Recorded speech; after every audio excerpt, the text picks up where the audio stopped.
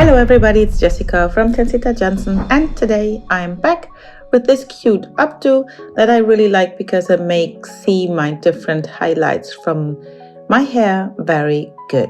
So I'm doing just with the crown hair a little ponytail using clear small elastics, and then I flip it up, down, so one time through and then bring it a bit tighter. Then I'm doing with all the hair, the ponytail included, another low ponytail, and I flip it again from the top down under.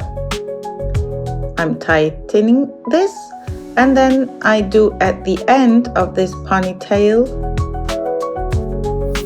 I set in another little hair tie to hold the hair together, and the ends of this ponytail I'm inserting in the opening from the first ponytail. Then the outer edges I just hold into place with two bobby pins, and I decorate the hair elastic that holds together the ponytail and give the shape to the bun with a little clip. I hope you like it. Give us a thumbs up if you do.